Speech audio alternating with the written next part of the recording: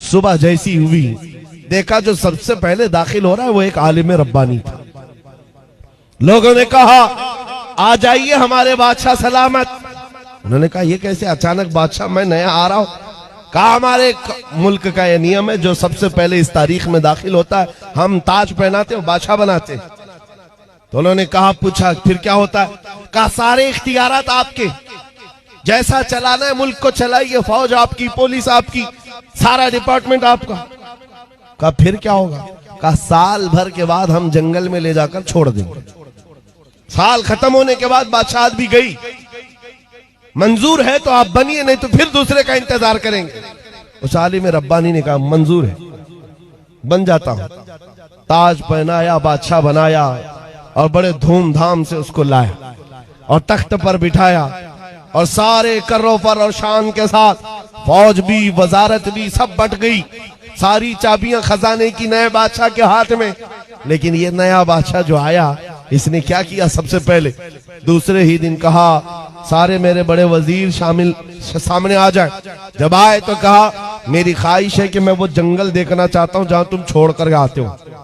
साल भर के बाद जहां छोड़ करके आते हो वो जंगल मुझे पहले दिखाओ। बादशाह की ख्वाहिश है, एहतराम करना है, जो बादशाह कहेगा उस पर अमल करना है। ले गए लोग, जा करके देखा इस बादशाह ने तो भयानक जंगल था, बहुत सख्त तरीन जंगल है, कांटे भरा हुआ जंगल और पुराने बादशाहों की खोपड़ियां, हड्डियां पड़ी हुई हैं, दरिंदों की आवाजें आ रही। बादशाह वापस आया। आने के बाद उसने रात को बड़े बड़ी जो वजारतें थी, डिपार्टमेंट थे, उनको बुलाया और कहा मेरे महल से लेकर उस जंगल तक एक खूबसूरत रास्ता बनाओ।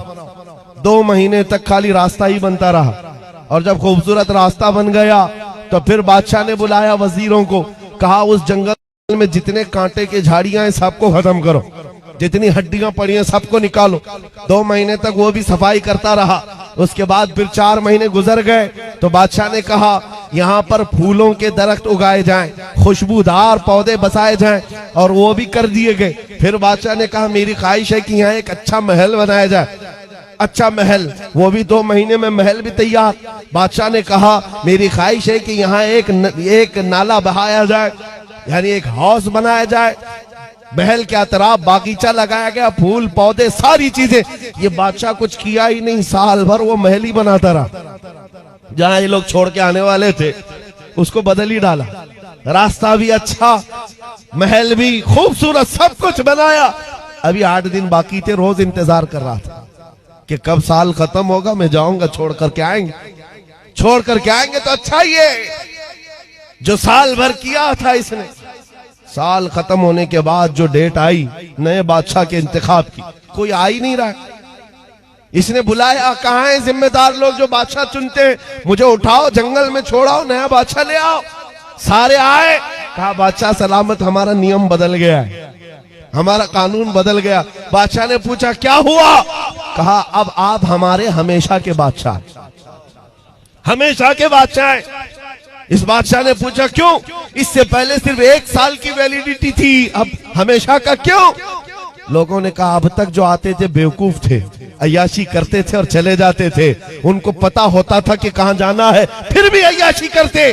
पहला अक्लमंद बादशाह हमने देखा जो इस कुर्सी पर बैठकर जहां जाना है वहां की तैयारी कर रहा था। इसलिए हमने सोचा हकीकत में वही बादशाह होता है। इस वाक़े को लिखने के बाद मौलाना जलालुद्दीन रूमी कहते हैं, ऐ नादान तू क्या समझ रहा है, ये दुनिया के अफ्रीका और अमेरिका के किसी मुल्क का किस्सा है? नहीं, ये पूरी दुनिया का कानून है। जब तू पैदा होता है लोग तेरे इंतजार में खड़े रहते हैं, जब तू आता है तुझे बादशाह बना लेते हैं, तेरे इर्द गिर्द तेरे दोस्त अहबाब बनते चले जाते हैं और तुझे बार बार बताया भी जाता है।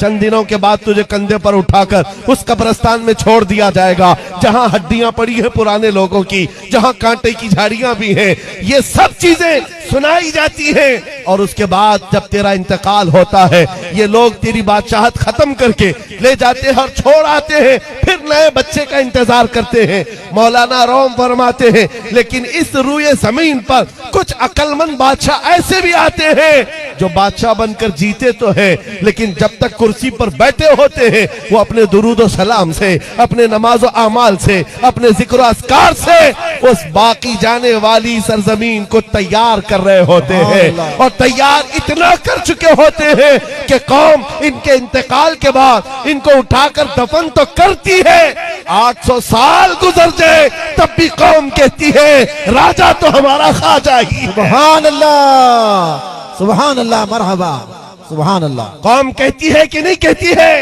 राजा तो हमारा अक्लमंद बादशाह, जिसने जिंदगी में बैठकर इश्क रसूल पिलाया और आखिरत की तैयारियां की हैं, उसी को बादशाह बनाया जाता है।